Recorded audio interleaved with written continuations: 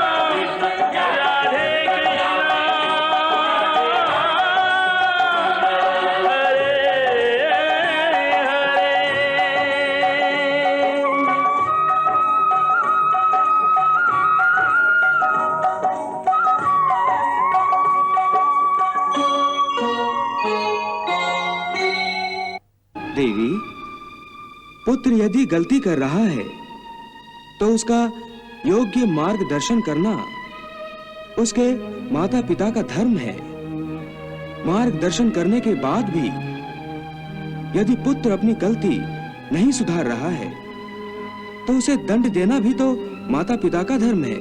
महादेव ने तो बाणासुर को उसकी रक्षा करने का वरदान दिया है, फिर यदि महादेव ने ही उसे दंड दिया तो ये उन्हीं के वरदान का अपमान होगा। इसलिए प्रभु, बाणासुर के अहंकार का नाश आप कीजिए। हे लीलाधारी, आप हमें अनुग्रहित कीजिए। देवी, लीला तो आपको दिखानी है। मुझे? उषा के मन में अनिरुद्ध के प्रति प्रेम के आकर्षण का बीज बोकर। समझ गई प्रभु। आप इस नाटक का प्रारंभ प्रेम के रंगों से कीजिए। मैं महायुद्ध के उग्र रंगों से इस नाटक का अंत करूंगा।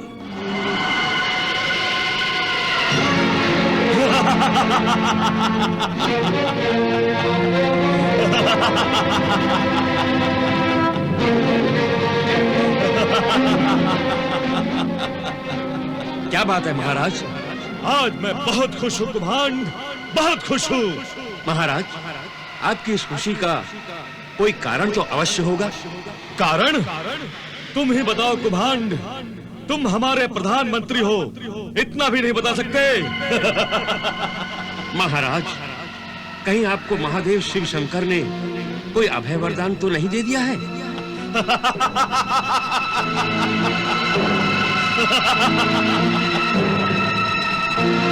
महाराज, आपको खुशी से यूं हंसता हुआ देखकर ऐसा लग रहा है कि जैसे त्रिशूलधारी त्रिलोचन ने आपको त्रिलोकी का अधिपति बना दिया हो। क्योंकि ऐसी खुशी तो सिर्फ त्रिलोक का राज सिंहासन मिलने पर ही हो सकती है महाराज। नहीं कुभांड, नहीं। महाराज, कहीं आपके भय से देवराज इंद्र स्वर्गलोक का सिंहासन छोड़कर भाग तो नहीं गया है?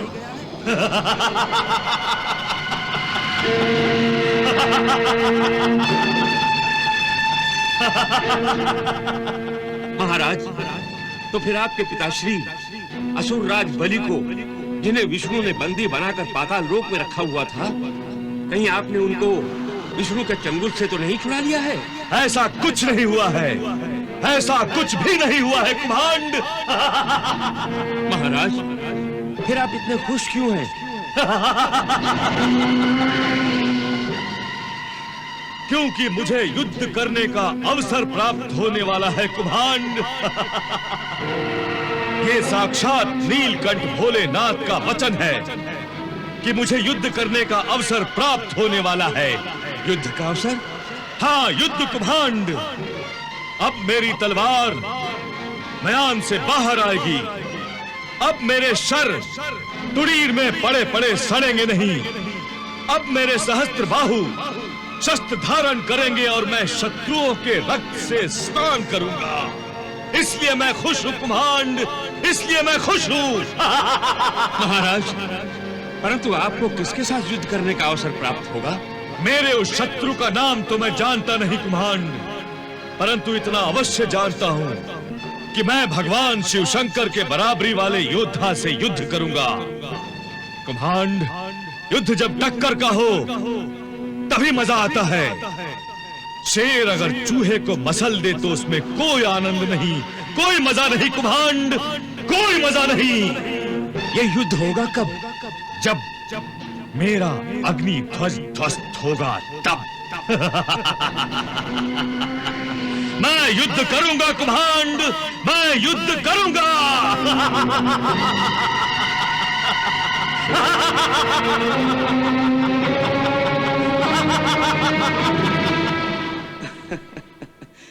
देख लिया देवी, मूर्ख अज्ञानी महाअसुर बाणासुर युद्ध का अवसर प्राप्त होगा, ये सोचकर कितना खुश हो रहा है।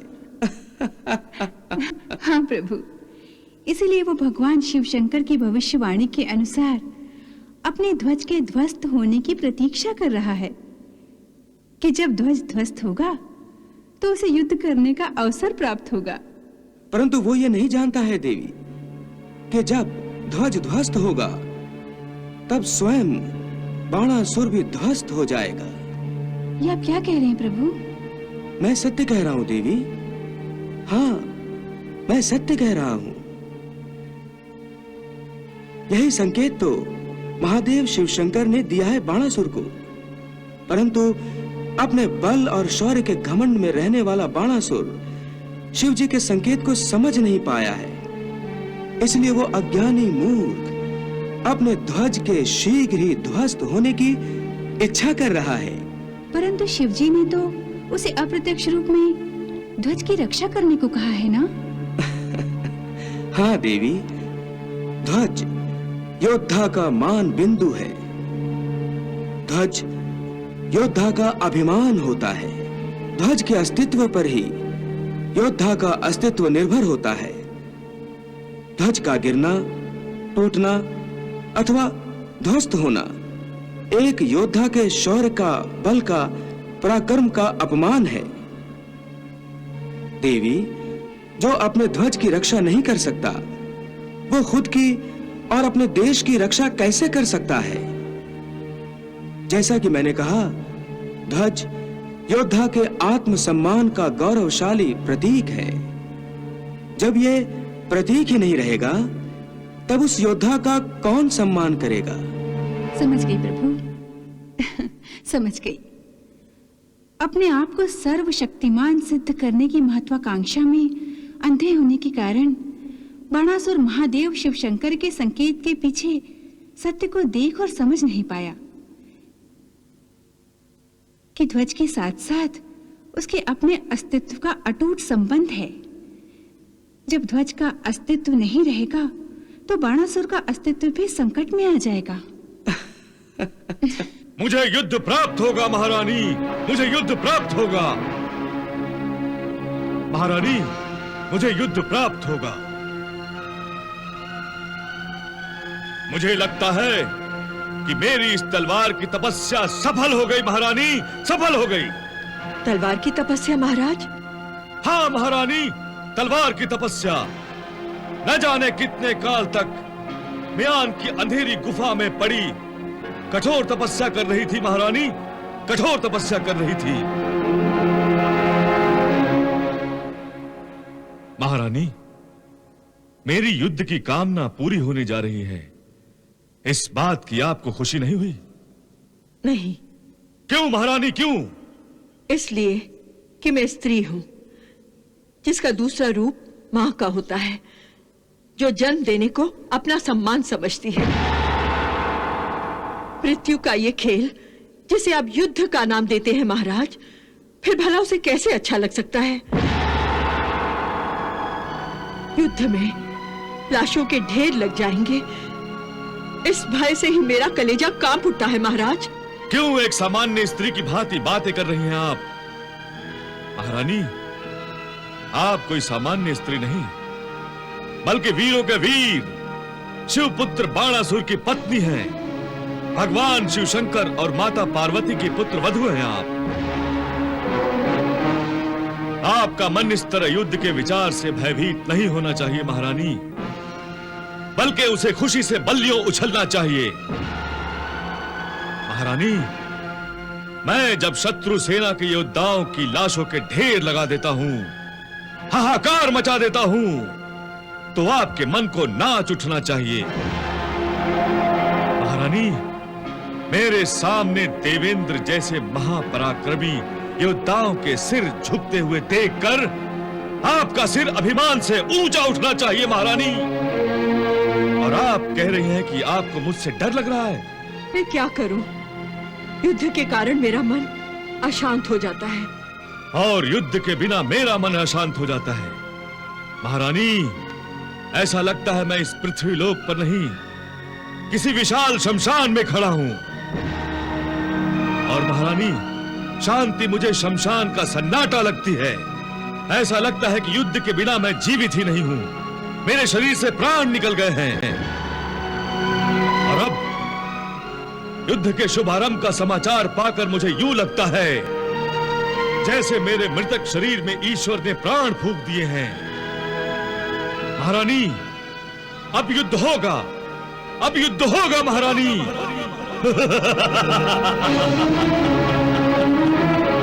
मैं खुश हूं महारानी, अब युद्ध होगा, और ये धरती शत्रुओं के रक्त से सनकर दुल्हन बनेगी महारानी, दुल्हन बनेगी। युद्ध की चिंता तो आपको हमेशा लगी रहती है महाराज।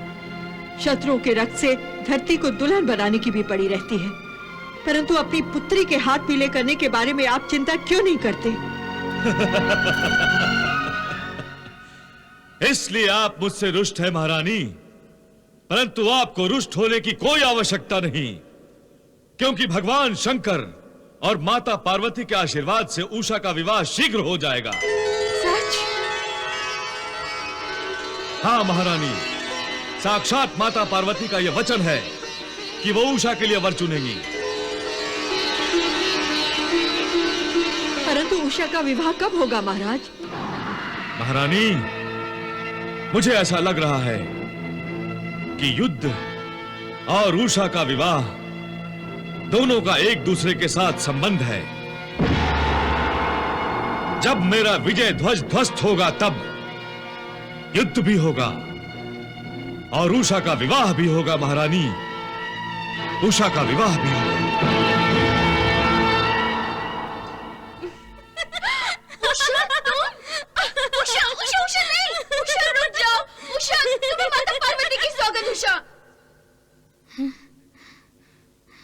उषा, ये आज अचानक तुम्हें क्या हो गया है जो इस तरह खुशी से नाच रही हो? बताती हूँ। चित्रलेखा, तुमने मेरा चित्र तो बना दिया, लेकिन मेरे चित्र के पास ये खाली जगह किसके लिए छोड़ दी है? ये खाली जगह मैंने तुम्हारे पतिदेव के लिए छोड़ रखी है। जब तुम्हारा विवाह हो जाएगा ना उषा, तो मैं यहाँ तुम्हारे पतिदेव का चित्र बनाऊंगी। लगता है तुम्हें ये अवसर शीघ्र ही प्राप्त होने वाला है। सच उषा? तभी तुम इस तरह खुशी से नाच रही थी और मुझे भी लट्टू की तरह घुमा दिया। पहले क्यों नहीं बताया? कौन है वो भाग्यवान? नहीं पता। नहीं पता? तुम्हें नहीं पता? शीघ्र बताओ कौन है वो? सच, मुझे नहीं पता। माता पार्वती ने पिताश्री को वचन दिया है कि वो शीघ्र ही मेरे लिए उत्तम वर का चयन करेंगी। सच? बधाई हो उषा, बधाई हो। प्रभु, प्रभु देखिए, देखिए उषा कितनी सुंदर है। प्रभु, प्रभु देखिए, देखिए उषा कितनी सुंदर है। तन से अधिक उसके मन की सुंदरता है देवी। उसका अंतर्मन कितना निर्मल और स्वच्छ है। सत्य तो यह है कि लोग किसी के मन के अंदर झांकने का प्रयास भी नहीं करते। केवल दिखावे का सौंदर्य ही उनके मन को मोह लेता है, जो वास्तव में मनुष्य मुखौटे से बढ़कर नहीं होता। आपने ठीक ही कहा प्रभु। जो केवल मुखौटे पर रीछ जाते हैं, उन्हें कभी कभी पछताना भी पड़ता है। देवी, ज्ञानी, तपस्वी मन की सुंदरता को महत्व देते हैं, तन की सुंदरता को नहीं। वो जानते हैं सच्चा सौंदर्य निर्मल होता है, क्योंकि निर्मल सौंदर्य ईश्वर का दर्पण है। ईश्वर का ये दर्पण उस समय मैला हो जाता है देवी, जब विकारों से इस स्वच्छ निर्मल दर्पण पर दाग धब्बे पड़ जाते हैं। उसके अंतर का प्रतिबिंब उसके चेहरे पर दिखाई देने लगता है। जिसका मन सुंदर होता है, उनको सारी सृष्टि सुंदर दिखाई देती है। देवी, तपस्वी कहते हैं निर्विकार सौंदर्य अहं के त्याग से प्राप्त होता है, और अहं का त्याग प्रभु की प्राप्ति की परम इच्छा से प्राप्त होता है। देवी, सौंदर्य ईश्वर का वरदान है, जो हर किसी को नहीं मिलता। ईश्वर जिसे चाहे दे, जिसे चाहे न दे। जिसका भाग्य महान होता है, जिस पर ईश्वर की कृपा होती है, उसी पर तो सौंदर्य की वर्षा होती है। हाँ देवी। देखिए ना, उषा का भाग्य भी तो महान है, इसीलिए तो वो इतनी सुंदर है। और प्रभु के पुत्र की पुत्रवधू जो बनने जा रही है। लेकिन माता पार्वती ने किस राजकुमार का तुम्हारे लिए चयन किया है? वो जो भी होगा मेरे सुयोग्य और अनुरूप ही होगा। तुम्हें अपने पति से बहुत अपेक्षाएं हैं ना? नहीं, अपेक्षा नहीं, माता पार्वती पर श्रद्धा है मुझे। मैं उनकी भक्त हूँ और वो अपने भक्त का कल्याण ही करेंगी। वो मेरे लिए उत्तम वर का ही चयन करेंगी, यही मेरी श्रद्धा है। वो निश्चित ही शौर्यशाली होगा, अमित पराक्रमी होगा, सर्वदा सृष्टि का कल्याण सोचने वाला होगा, दुखियारों के दुख दूर करके उन्हें सुख प्रदान करने वाला होगा और प्रजा का हित सोचने वाला ही होगा। और सबसे महत्वपूर्ण बात जो तुम भूल गई हो, वो ये है, वो तुम पर सदा प्रेम की वर्षा करने वाला होगा।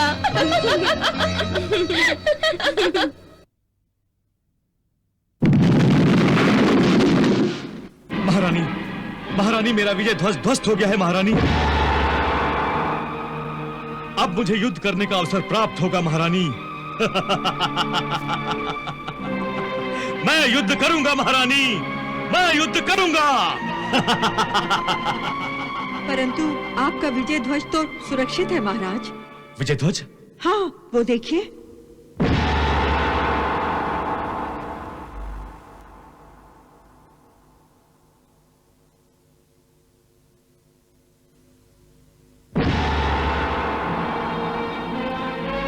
असंभव, असंभव! मैंने अपने विजय ध्वज को ध्वस्त होते हुए देखा था। वो सपना देखा होगा। सपने में ही असंभव संभव में और संभव असंभव में बदल जाता है। नहीं, मेरे सपने सच होते आए हैं, सच ही सच होते आए हैं, ये आप भली भांति जानती हैं। इस बाणासुर ने अपने बाहुबल से सदा ही असंभव को संभव बनाकर दिखाया है, और फिर मेरा विजय ध्वज ध्वस्त होगा। ये तो महादेव, देवाधिदेव का वचन है, और उनका वचन कदापि मिथ्या नहीं हो सकता महारानी। मेरा सपना सच होगा, सच होगा महारानी। हाँ हाँ, तो इसमें इतना परेशान होने की क्या बात है? महारानी, आप युद्ध से घृणा करती हैं, इसलिए आप ऐसा सोचती हैं। आप मेरी मनोदशा नहीं समझ पा रही हैं महारानी।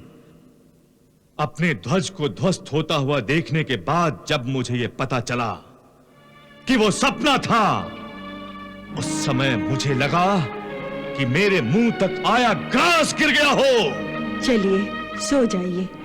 नहीं महारानी, नहीं, मेरी नींद उड़ गई है। युद्ध मेरी कामना है,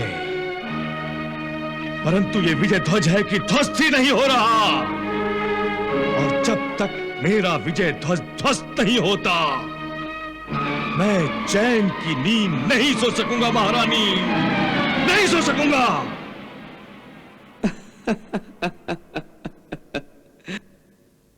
क्या हुआ प्रभु? रात के इस समय ऐसा क्या देख लिया जो आप अचानक हंसने लग गए? आप भी देखिए देवी, जिस महाप्रतापी बाणासुर के कारण सभी की नींद उड़ जाती है, स्वयं उस बाणासुर की नींद भी उड़ गई है।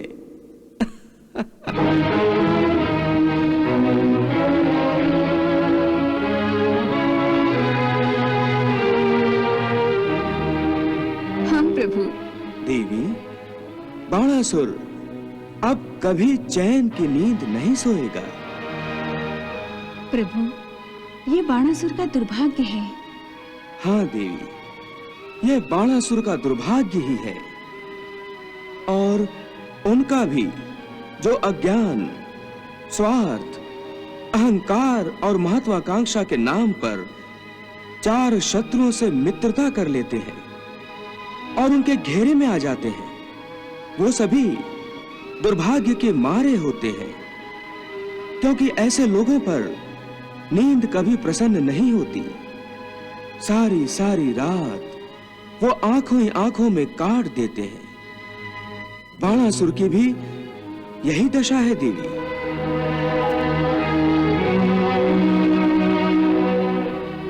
बाणासुर की चिंता और व्याकुलता को देखकर ऐसा लग रहा है प्रभु, जैसे बाणासुर से उसके जीवन का आनंद ही छीन लिया गया है। हाँ देवी, चिंता वो चिता है जो मनुष्य को जीते जी जलाकर राख कर देती है। बाणासुर भी चिंता की चिता में जल रहा है। उसे यही चिंता लगी है कि उसका ध्वज ध्वस्त कब होगा। देवी, अज्ञान, अहंकार, स्वार्थ, महत्वाकांक्षा केवल चिंता को जन्म देते हैं, और चिंता के अधीन होकर बाणासुर और उस जैसे मूर्ख अपने ही हाथों से अपने सुख को आग लगाते हैं, यहां तक कि अपने संपूर्ण परिवार की नींद तक उड़ा देते हैं।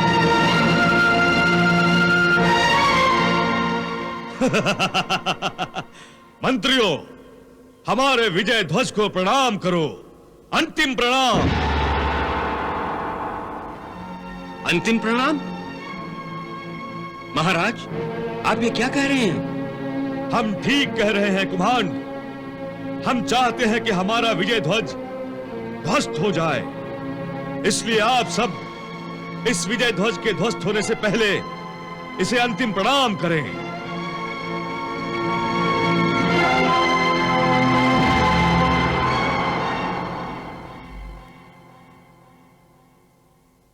महाराज, आपका विजय ध्वज वो ध्वज है जिसके आगे हम सबके तो क्या, संसार के बड़े बड़े पराक्रमियों और महाराजाओं के सर झुकते आए हैं, यहां तक कि देवता तक इस विजय ध्वज को प्रणाम करने पर विवश हुए हैं। इसमें कोई शंका नहीं है कुम्हांड। तो फिर आप ये अपेक्षा कैसे कर रहे हैं कि इस ध्वज को ध्वस्त कर कोई आपकी बराबरी करे?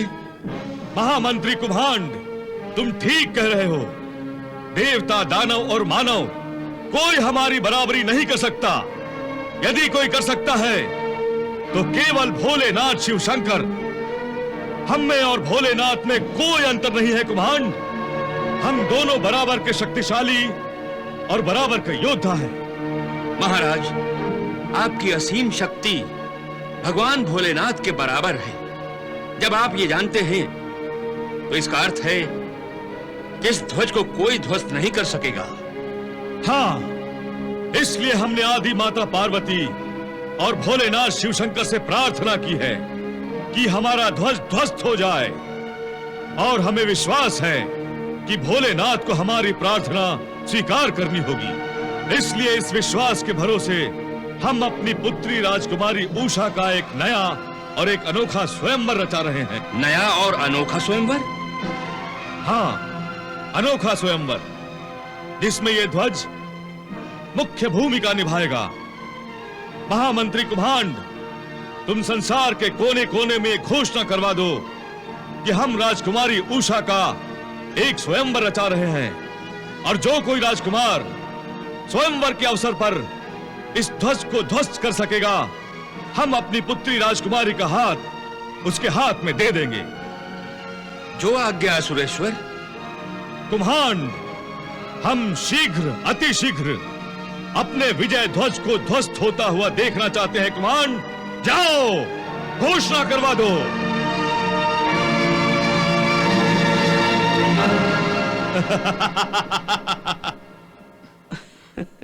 प्रभु, लगता है बाणासुर बावला हो गया है, जो अपना गौरव चिन्ह अर्थात अग्नि ध्वज ध्वस्त करने के लिए अति उत्सुक हो गया है।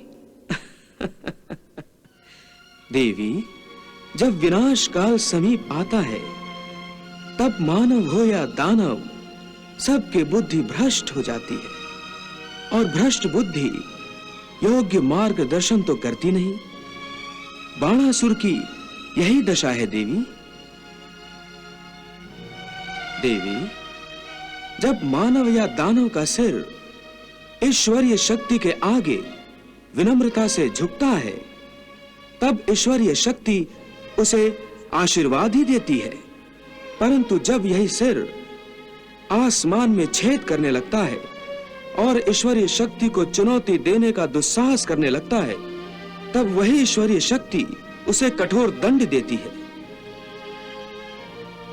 देवी, दंड नायक कुछ अपराधों के लिए क्षमा भी करता है, परंतु अक्षम्य अपराध के लिए क्षमा नहीं मिलती।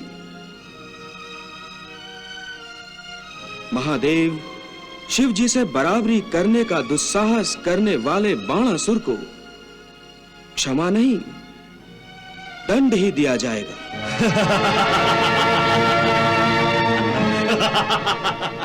महाराज, ये आपने कैसे घोषणा करवा दी है? महाराज, प्रत्येक योद्धा अपने विजय ध्वज की सुरक्षा के लिए अपने प्राणों पर खेल जाता है, और आप स्वयं अपने विजय ध्वज को ध्वस्त करने की कामना से प्रेरित हो गए हैं।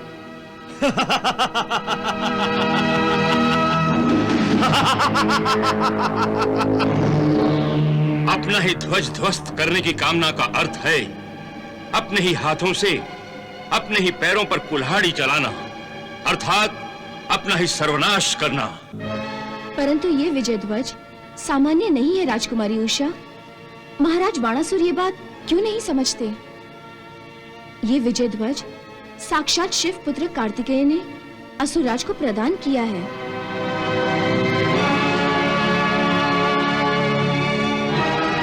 इस विजय ध्वज के द्वारा ही स्वयंवर होगा, इसमें बुरा क्या है महारानी? परंतु माता पार्वती के वचन का क्या होगा महाराज, जो उन्होंने राजकुमारी उषा का वर चुनने के संबंध में दिया था? जो भी राजा और राजकुमार ध्वज ध्वस्त करने आएंगे, उनमें से वही ध्वज ध्वस्त कर पाएगा जो माता पार्वती के अनुसार उषा के योग्य होगा।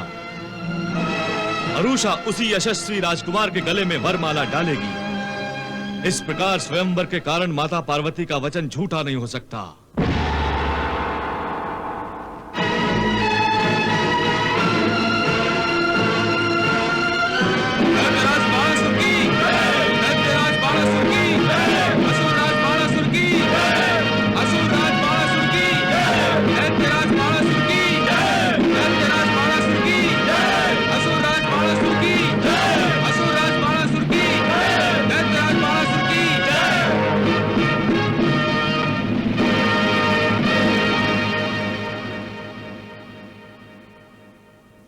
उषा, कहीं इन राजकुमारों में से किसी ने तुम्हारा मन तो नहीं मोह लिया? देखो उषा, कहीं किसी गलत राजकुमार को अपना दिल न दे देना। चित्रलेखा, अरे भाई, जो राजकुमार विजय ध्वज को ध्वस्त करेगा, असुरेश्वर उसी के हाथ में अपनी बेटी का हाथ देंगे।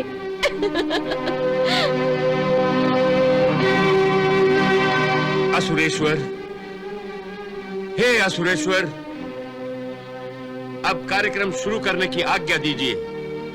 आज्ञा है। शूरवीर राजकुमारों, असुरेश्वर ने अपनी राजकुमारी का अनोखा स्वयंवर रचा है। राजकुमारी उषा के साथ 7 फेरे लेने योग्य वही राजकुमार होगा जो असुरेश्वर की एक शर्त पूरी करेगा, जो आपको पहले ही बता दी गई है।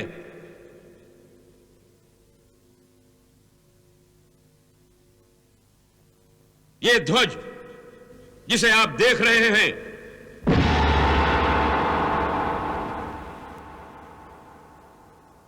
वो त्रिलोकी विजेता शिवपुत्र महाराज बाणासुर का विजय ध्वज है। और शर्त के अनुसार आपको इसी विजय ध्वज को ध्वस्त करना है।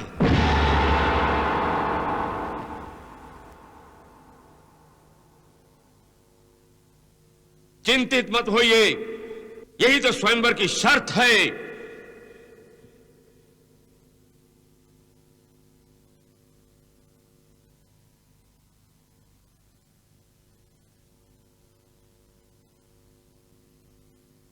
आप लोगों के सम्मुख अस्त्र शस्त्र रखे हैं। जिस शस्त्र से आप ध्वज ध्वस्त करना चाहें, उस शस्त्र का प्रयोग करके आप ध्वज ध्वस्त करने का प्रयास कर सकते हैं। आप में से जो भाग्यशाली राजकुमार इस विजय ध्वज को ध्वस्त करेगा, उसे असुरेश्वर की सुंदर कन्या अर्थात राजकुमारी उषा वरमाला पहनाएंगी।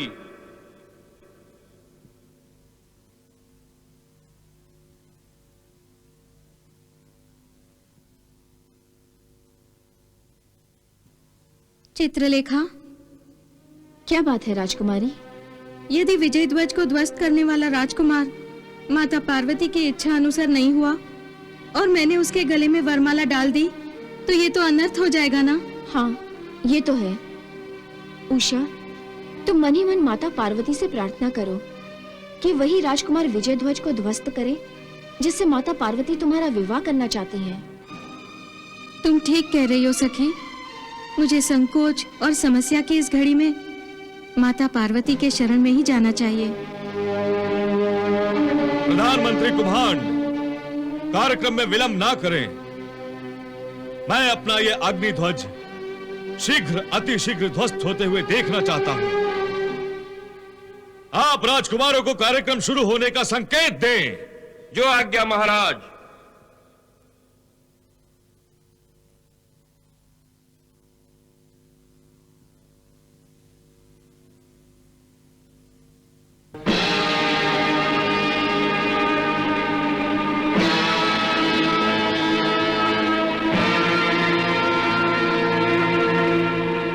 उषा, ये राजकुमार दुर्मुख है, शूरपुर का राजकुमार।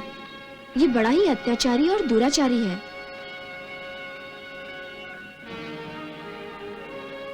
हे आदिशक्ति माता पार्वती, मैं आपकी शरण में आई हूँ। आप ही ने मेरे लिए वर चुनने का वचन दिया है।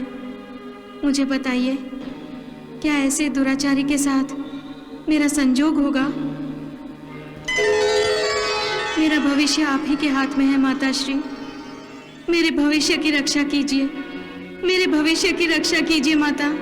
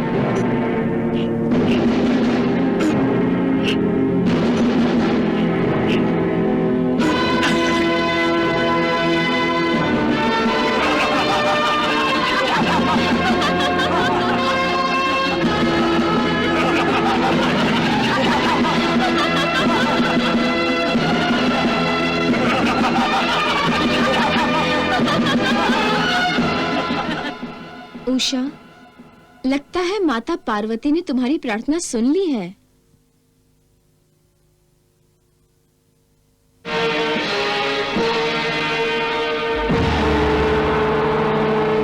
उषा, ये अधर्मपुर का अधर्मी राजकुमार निशुंभ है।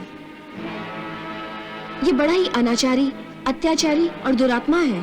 भोगों में मस्त, लालसा का मारा और सदैव अतृप्त रहने वाला है।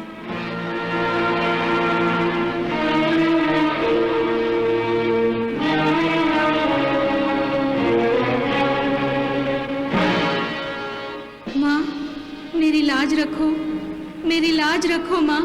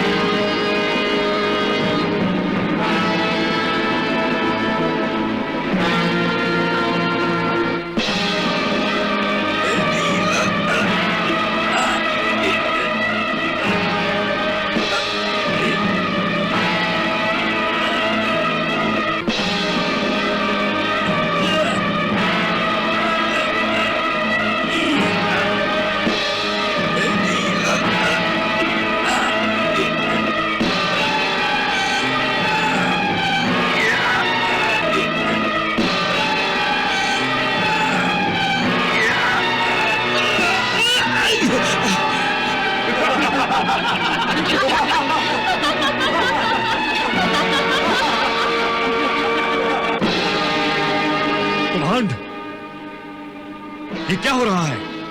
क्या हो रहा है कुमांड?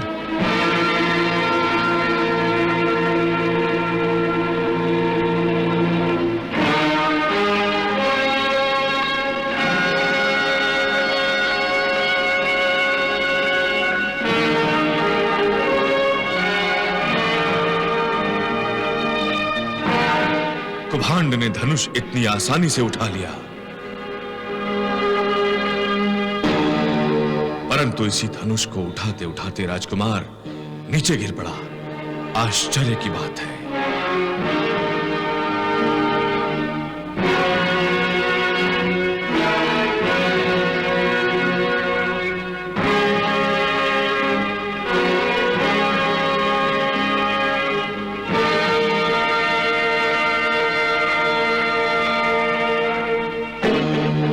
उषा, ये भद्रपुर का राजकुमार वीरभद्र, ये पहले के दो राजकुमारों से भी अधिक दुराचारी और पापी है।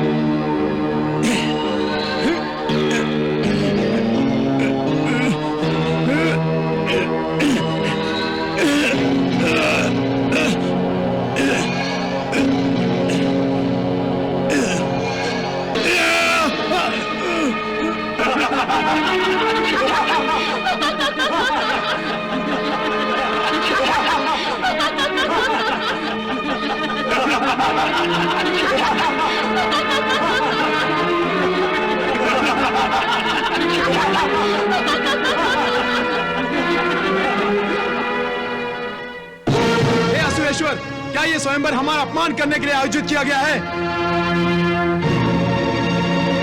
ये सारे शस्त्र, ये सारे हथियार मायावी हैं। हम इन्हें उठा तक नहीं सकते। इतने तो दुर्बल नहीं हैं हम। नहीं राजकुमारों, आपकी शंकाएं व्यर्थ है। ये शस्त्र मायावी नहीं है और ना ही आपका अपमान करने के लिए मैंने अपनी पुत्री का स्वयंवर आयोजित किया है।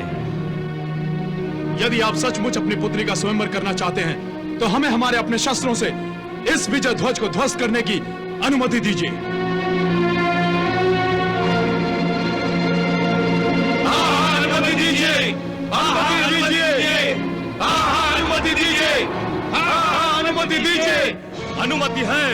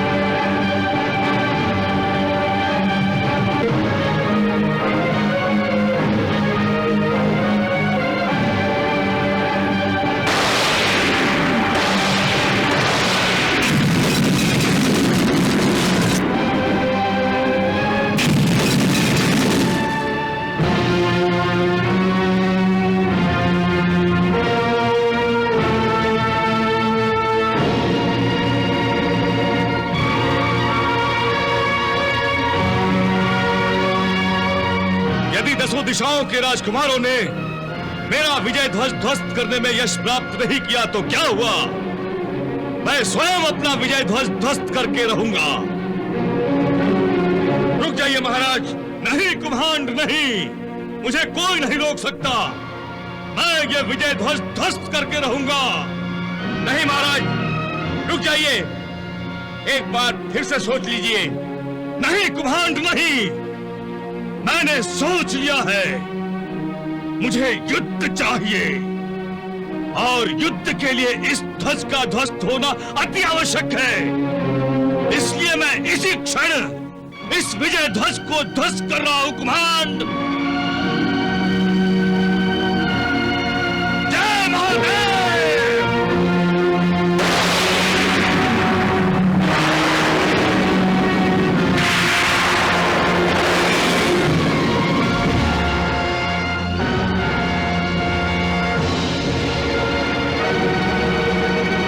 बाणासुर,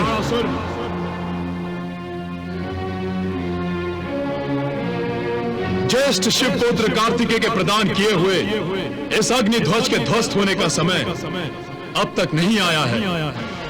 जब समय आएगा तब ये ध्वज ध्वस्त होगा और तुम्हें भीषण युद्ध का अवसर प्राप्त होगा। तुम स्वयं इसे ध्वस्त करने का प्रयास मत करो, अन्यथा देवाधिदेव महादेव का अपमान होगा।